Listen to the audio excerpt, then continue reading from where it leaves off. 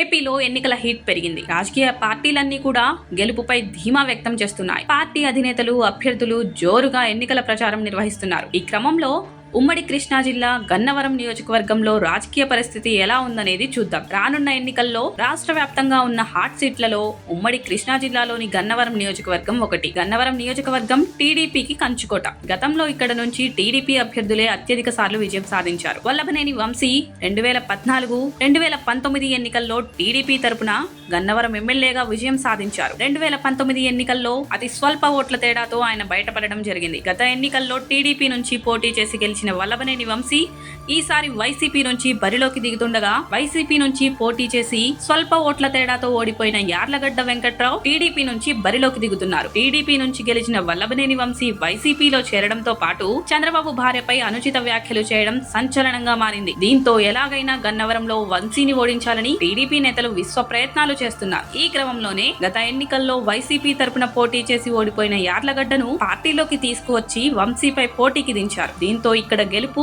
ఇరు పార్టీలకు ప్రతిష్టాత్మకంగా మారింది. గన్నవరంలో మరోసారి జెండా ఎగరేయాలని టీడీపీ భావిస్తుండగా, ఈసారి అధికారికంగా గన్నవరం తమది అనిపించుకోవాలని వైసీపీ అనుకుంటోంది. వాస్తవానికి గన్నవరం నియోజకవర్గం టీడీపీకి కంచుకోటానే చెప్పాలి. 2009, 2014, 2019 ఎన్నికల్లో ఇక్కడ వరుసగా టీడీపీ అభ్యర్థులే గెలవగా, వంశీ వరుసగా 2 సార్లు గెలిచారు. ఈసారి వైసీపీ నుంచి గెలిచి గన్నవరంలో హ్యాట్రిక్ కొట్టాలని భావిస్తున్నారు. గతంలో వైసీపీ తరపున పోటీ చేసి ఓడిపోవడం, స్థానికంగా అందరికీ అందుబాటులో ఉండడం, సేవా కార్యక్రమాలు చేయడం వంటివి వెంకట్రావుకు అనుకూల అంశాలని అంటున్నారు. గత ఎన్నికల్లో స్వల్ప ఓట్ల తేడాతోనే ఓడిపోవడంతో ఈసారి విజయం తమదేనని ధీమా ప్రదర్శిస్తున్నారు. మరోవైపు వల్లభనేని వంశీకి నియోజకవర్గంలో మంచి పట్టుంది. దీనికి తోడు 2 సార్లు ఎమ్మెల్యేగా విజయం సాధించడం కూడా ఆయనకు కలిసి వచ్చే అంశం.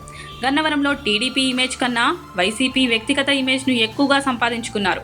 ఇప్పటికే వైసీపీలో పట్టు సాధించిన వంశీ తన బలానికి జగన్ సంక్షేమ ఫలాల మద్దతు తోడైతే గెలుపు నల్లేరు మీద నడకే అని భావిస్తున్నారు. గెలుపు కోసం ఇరువురు నేతలు గట్టిగానే శ్రమిస్తున్నారు. ఆర్థికంగా ఇద్దరు నేతలు కూడా బలంగా కనిపిస్తున్నారు. వీరిలో ఎవరికి విజయ అవకాశాలు ఉన్నాయనేది చెప్పడం కష్టమే అంటున్నారు పరిశీలకులు. మరి గన్నవరంలో ఈసారి వీరిద్దరిలో ఎవరు విజయం సాధిస్తారో చూడాలి.